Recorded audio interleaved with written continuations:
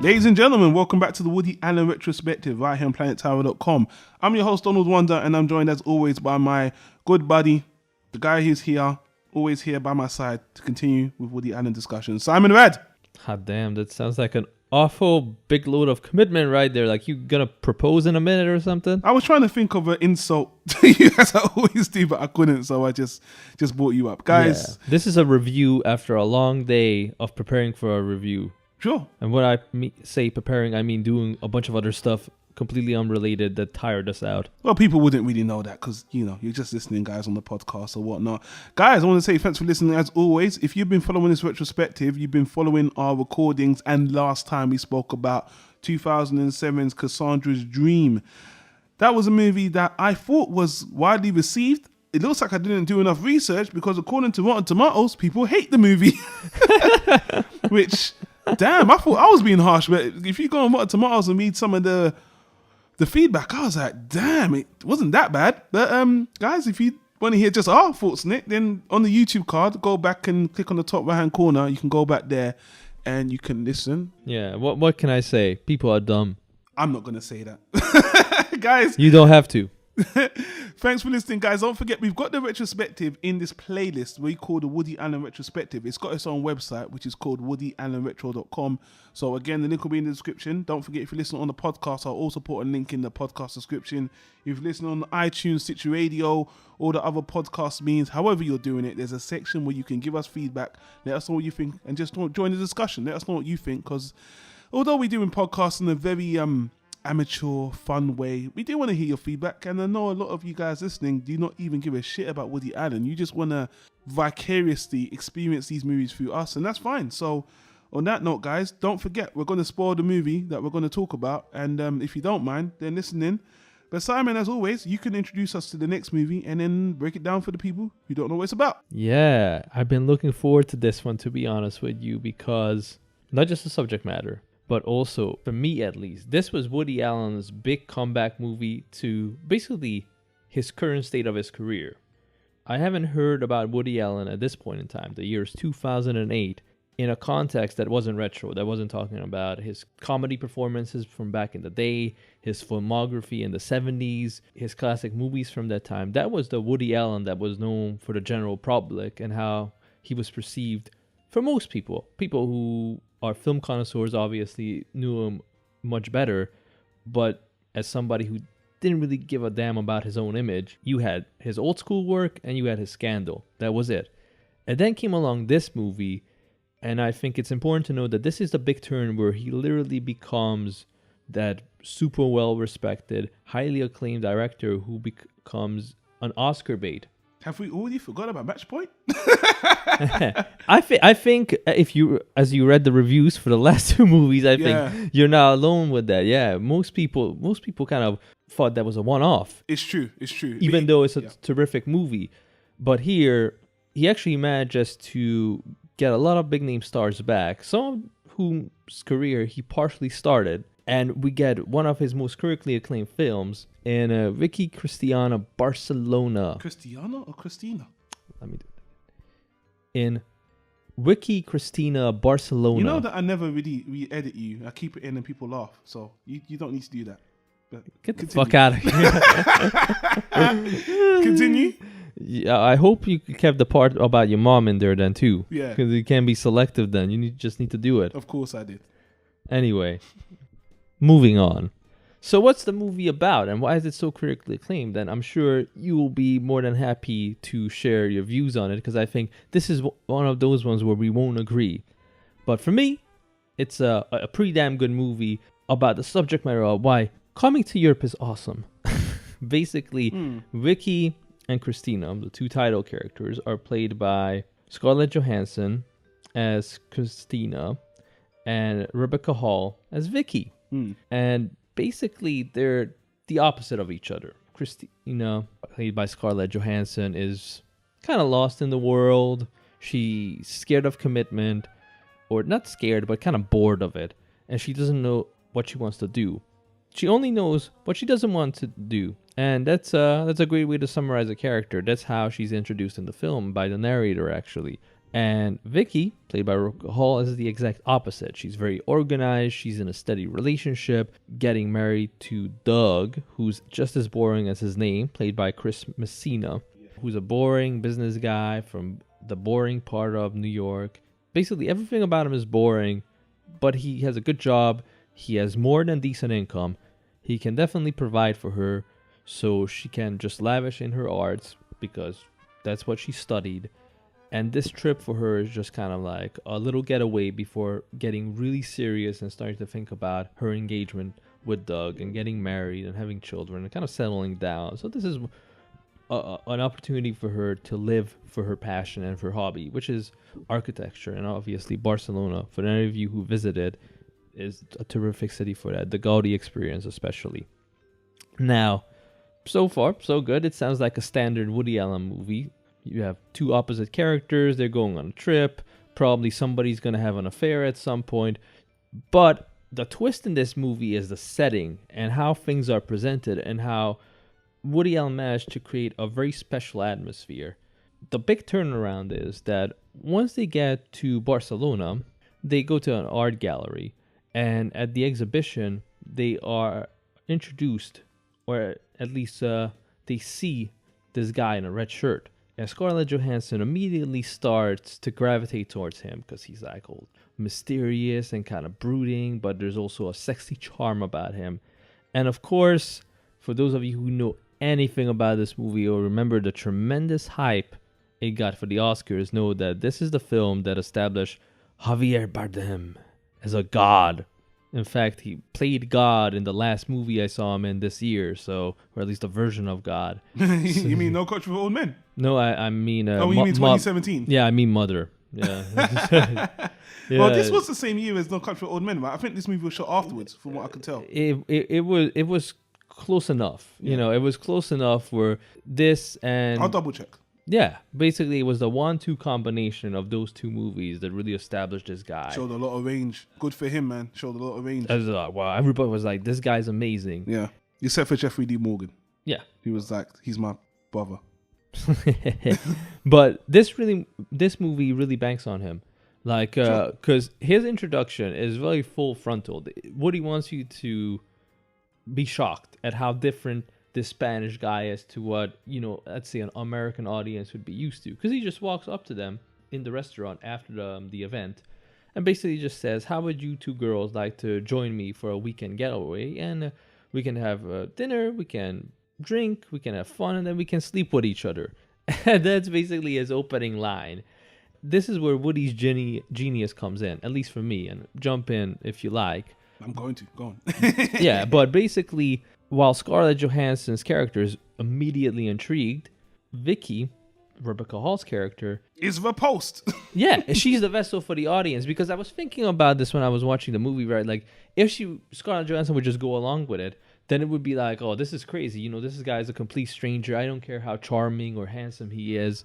Or, you know, that you're in Barcelona, you only live once. It's still very reckless and kind of makes her character look stupid. But I think they balance each other out. Rebecca Hall is... in a way, a bit too cautious, while Scarlett Johansson is a bit too easygoing. And I think they have the luxury because they're together. So they're like, oh, my girl has my back, you know? So while Scarlett Johansson is very intrigued, Rebecca Hall tries to pull her out and convince her otherwise. But ultimately, it wouldn't be a movie if they wouldn't go along with it. And this is where we shift into the next gear because we learn about Javier Bardem and his troubled relationship with his previous ex-wife that seems to be so passionate and so crazy, and he has nothing but compliments for her, like she was the love of his life, but for some reason it didn't work out because apparently she's a freaking psycho and tried to kill him. And then one after the other, they start falling for him. First Scarlett Johansson does, but you know, she has I think food poisoning or something, so she's out of commission for the rest of the weekend trip. So Rebecca Hall has to spend some time with him, and it gets very romantic, and they visit his dad. And you really learn about this guy, that this guy is not just some macho or some womanizing creep. He's actually a very passionate guy, and his point of view on life, how life is meant to, you know, be fun and be passionate and live to the fullest. And of course, this is a Woody Allen movie, so you know, he comes off kind of cheesy, but it's genuine. I mean, he is genuine, and again, because it's a Woody Allen movie, he is also straight up an atheist. So he's not talking about God this, God that. He's like, look, there's nothing else real in this life except passion. I would love to see a religious character in a Woody Allen movie, by the way. That's what you should actually make in another movie. Sorry to interject. We're almost done, because as you can tell from just this introduction, the movie's all about the experience and about the performances. Yeah. Woody tried to capture the spirit of this kind of weekend getaway in Spain. The whole movie feels like an escape. And Javier Bardem is kind of like your tour guide who has an answer for everything. And he's a painter, an artist. And you really get to know him well. For those of you who heard about this movie, you know what made it famous. What made it famous is that after Rebecca Hall falls for him and they have like a one-night stand and she's like, I need to go back to, I guess, my boyfriend and I'm confused emotionally. Scarlett Johansson wants to make up for lost time. She doesn't know what happened between her and her, her girlfriend and, this Javier Bardem. So she starts having a relationship with him because she finds him very attractive and very enticing and mysterious. But as the relationship progresses, Javier Bardem's ex-wife, played by Penelope Cruz, enters the scene because she has another meltdown and she has to move in with them. And the fact that these two actors, get to act in Spanish just energizes the performances. They really can just break loose. And even though Penelope Cruz's character is a mess and she's a psycho, she's crazy, she's insanely interesting, insanely attractive, and the two have such great chemistry. The movie just goes from really good to absolutely great. And then things get even more complicated and even more free thinking when they sort of start having this three-way relationship between her, Scarlett Johansson, and Javier Bardem. And then, of course, in typical Woody Allen fashion, passion gets too much and things wrap up in a way as you would expect, or maybe not, because the movie has a couple of twists up its sleeve towards the end. But I don't think we need to go over it, because that is the meat of the movie. You just went over it very detailedly, actually. And I think it's good you did that, because I want to roll back and like explore a lot of what actually plot details and stuff like that. So I'm going to start this by saying that this is another movie that actually I thought I remembered pretty well. I'm like, hey man, I remember this is Woody Allen's threesome movie. You look at the DVD cover. Yeah, that's the short version. Yeah. But if you cut out, 90% of what I just said, you can just skip to this is the threesome one. Yeah, and you see the cover, and you're like, ooh, Penelope Cruz, Scarlett Johansson, Javier Bardem, and you just see them. That's all I could remember, the threesome movie and the one girl that doesn't like him. And rewatching it again, I'm very pleasantly surprised. Because honestly, I'm going to be a bit scatterbrained here and say this. By the end of the movie, what this movie has in common with Match Point is that a lot happens in this movie, and every single character has a lot of character development. You have a lot of time with every single character here, which is really impressive, because Penelope Cruz doesn't actually come into the movie until 51 minutes in the movie. So she doesn't come back. When I was watching this movie again, I'm like, wait a minute, this actually is just about Vicky and Christina. These two girls, and Vicky is not even on the cover. Rebecca Hall is not on the cover. So again, way to jib her.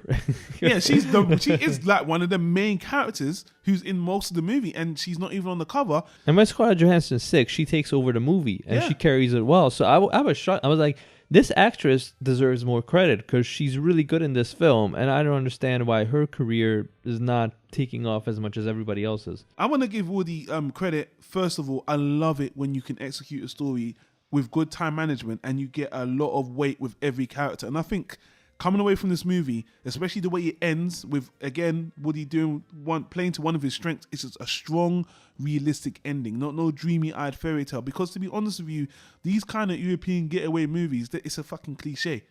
Go to Europe, fall in love, have a tryst. We've seen so many. It's so little niche. Yeah. In Hollywood romance movies. So yeah, absolutely. And I would add to that I think most of them are just an excuse to go on a holiday or to recycle the same romantic plot in a different setting to try to make it look fresh. Not the same tired cliche you've seen a million times before, but then it itself became a cliche. But here, it feels appropriate simply because just Javier Bardem's character wouldn't work if it wasn't him.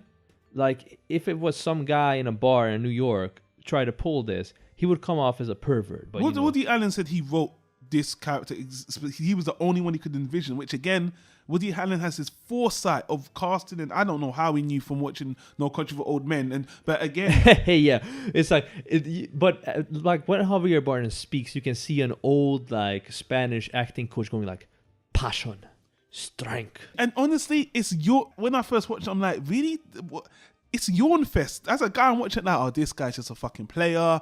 This guy's just putting on the voice, but he's actually genuine. And as you go through the movie, like, no, this guy is actually the real deal.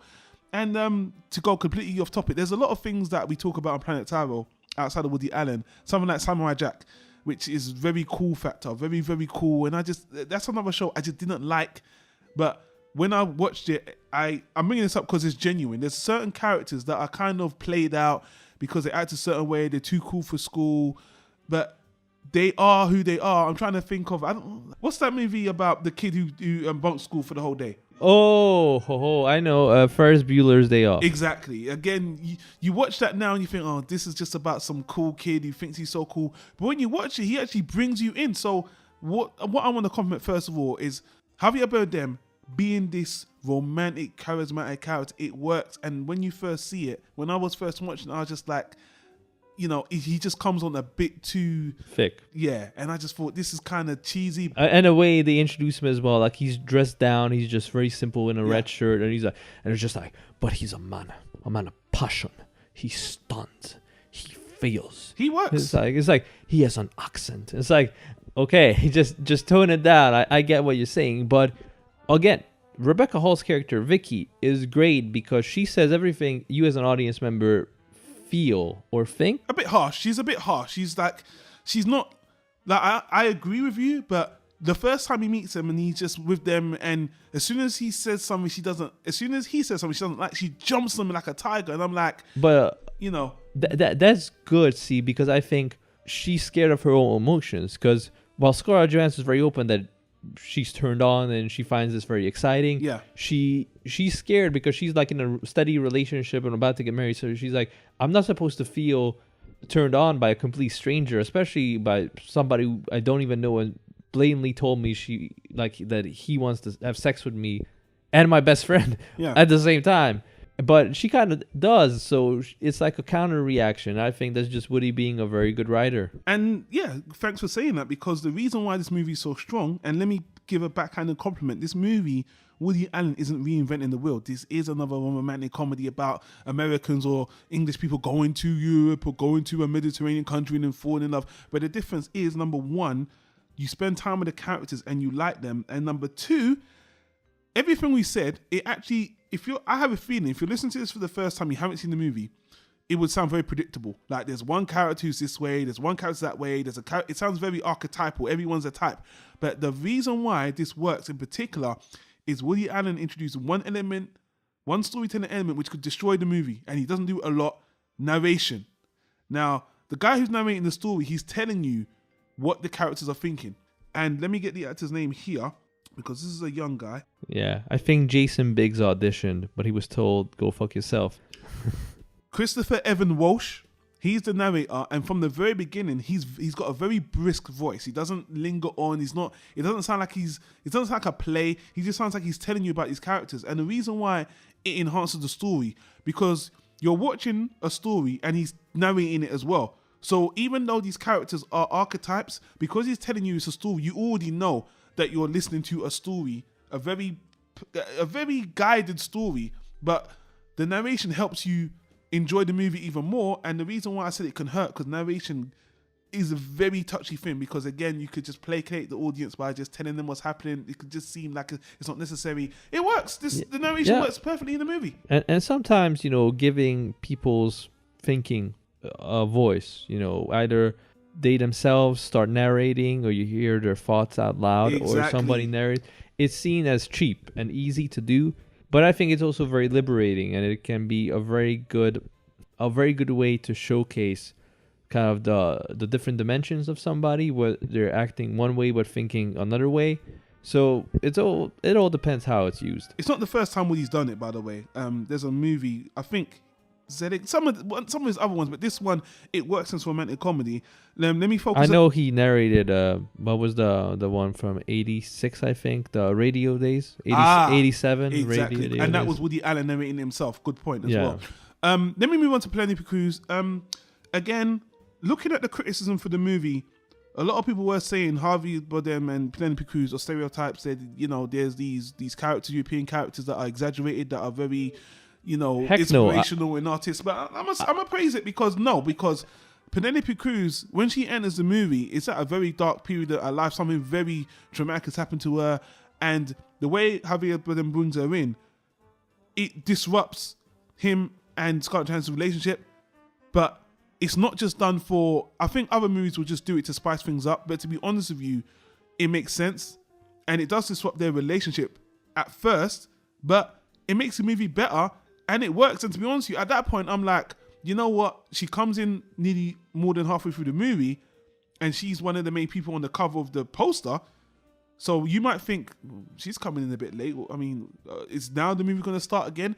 But you have a lot of time with her character as well. Yeah. So she has the least amount of character development in the movie against the other three, but what she brings to the movie is very good. And to be honest with you, her and Harvey Bardem do a lot of character building for Scarlett Johansson's character, who's very lost. And when them three are the focus of the movie, which is more or less halfway to the end, I found that very intriguing, not just for the sexual part, but because of how much Scarlett Johansson's character was feeding off them, how much they helped her. And it honestly, it makes it a very thoughtful movie. Like, you know what, this isn't just about sex. This isn't just about exploring relationships and damn it. It was really about the growth of everyone in this movie and how they all come from a different relationship perspective. They all had these qualms, but how they all grow from each other.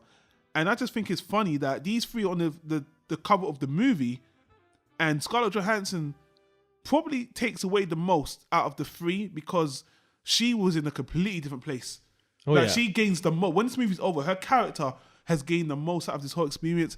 And to be honest with you, I was like, you know what? I buy it. It works. And I like that a lot. Yeah, and again, Penelope Cruz is emphasized a lot, and I think she got a lot of praise for the movie because she has a very strong presence. She got more than praise. You know what she got? She got an Oscar for this one? Yeah, she got an Oscar. Best supporting actress. She also got a husband out of it because she's married to Javier Bardem, isn't she? Now that you know what's so funny? Now that you break it down like that, she got the most out of this movie. She got the most out of the movie. She got the least screen time in control. Yeah, actually, to be honest with you, because I remember the hype. I haven't seen the movie prior to this, but I thought that she was either Christina or Vicky because they're on the poster, exactly. And that's what the movie's called. And I'm like, okay, is those two girls in Barcelona, and Javier Bardem comes in at some point. And she's Maria, by the way. Her character is Maria. Yeah, and so I guess maybe Vicky Cristina Maria was the original title. I'm not sure. But yeah, to summarize it, first of all, I know Spanish people like that. So to me, that was just very realistic. And that's how Spanish actors act. So it was just very good to see those two kind of unleash and being able to perform in their native tongue. So that was a treat. And in terms of the actual threesome and sexual aspect, for the fact that the movie's so hyped about it, it's really not shown. There are some erotic scenes. Again, you know, Scarlett Johansson's so in the movie, so Woody has to do his thing, I guess. But who wouldn't? Because she looks beautiful in front of the camera, and they're all done very tastefully. But the actual threesome aspect of it is very subtle, and you don't really see a lot. Yeah. And again, I think the main element of the film that kind of grabbed people, and people were so shocked about it and thought this movie is so out there and so different, is actually that it's not out there. It simplifies things. It doesn't approach the threesome from a sexual perspective. It approaches it from an emotional standpoint. That actually Maria, Penelope Cruz's character, says that me and Javier Bardem, they loved each other with full passion, and it was just too much. They just couldn't sustain the relationship. They would just turn on each other and argue, and it would go to hell, because you can truly hate somebody you love, because hate is kind of like the flip side of love. Yeah, it's a thin line between love and hate. Yeah, exactly. Only somebody you care deeply about can hurt you really, really bad. It's kind of like that. Their relationship just never worked because there was just too much passion. They were just too close. But then Scarlett Johansson comes in as the third element to kind of balance them out and bring in some variety and somebody they can, talk to and mentor and grow with and bounce emotions off of them. It's so funny that now in today's society, open relationships and three-way, four relationships are so much more popular than back then. And in this movie, again, Woody Allen having some kind of foresight, it really does a good job of showing how that dynamic really, really works. And really is beneficial because their relationship benefits. And just to continue on the plot line a bit, when Scarlett Johansson's character goes through her arc and she reaches a place where she's ready to exit, that has a domino effect immediately. Like their relationship, Penelope Cruz, Javier Bardem, just goes to shit immediately. Even that part, I was like, wow, Woody, I really like that. I thought it was very consistent. I thought if she came along and she fixed a relationship and now they could be together, it would just be too happy for me and it wasn't believable. But since it went down a more believable route, I liked it. And then to add to that, and even though I'm not going to spoil this part, at the very end, you think the movie's going to end one way because Woody Allen tails end the beginning with Rebecca Hall's character coming back in, and you would think that, okay, the ending that I thought it was going to have, I was like, I like it. It's very romantic, but something happens right at the end, and even that's ruined. I was like, oh shit, I like that. And that was a nice surprise. I forgot that even happened. That was awesome. And I'm like, hey, Woody, you pulled that shit in Cassandra's dream.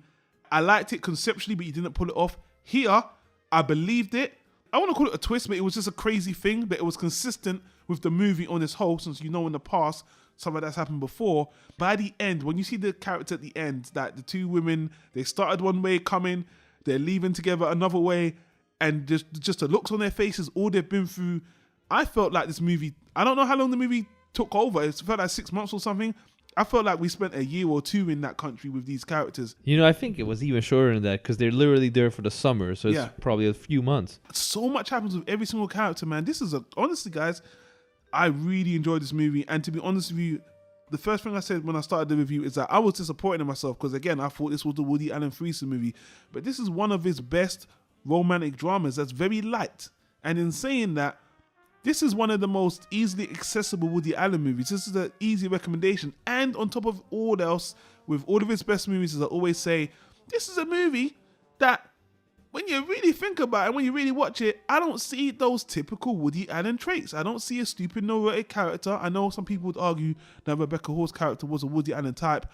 I wouldn't actually, not really. I would just say she was a bit of a hard ass and she had those emotional problems, but she wasn't channeling Woody Allen's dialogue or acting. That was Scarlett Johansson in Scoop. You know what I mean? That was here. Yeah, the setup is Woody Allen-esque. Yeah. You can see that. I mean, it reminded me a little bit of Everybody Says I Love You. Yeah, exactly. With the European trip. But after that, it really becomes its own thing. And to me, I had a very pleasant experience watching the movie because it makes you freaking hate living in London. I was looking at Barcelona. Well, I had the opposite feeling for the same reason. Oh yeah, it pissed me off too. If you get frustrated, I had that too. I was like, escaping to that movie's world was great, but it pissed me off because I'm like, it really shows you that a lot of this hustling, bustling for like a small apartment, a 1-bedroom in the city where it's cold all damn day is really bullshit, because over there Javier Bardem has this big garden and a big house and it doesn't cost him a damn thing because everybody's super lax and he's just painting all day. You're pissing me off. Then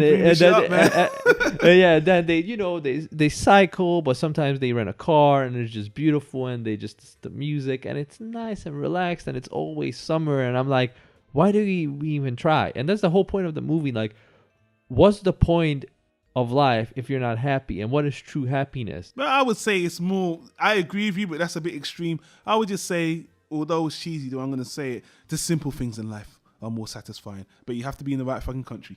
Yeah. You have to be in Barcelona, bro. Most definitely. You do not be in London. and even the stuck up, boring ass fiance Doug, when Scarlett, who doesn't have a high opinion of Scarlett Johansson, but he comes into the picture.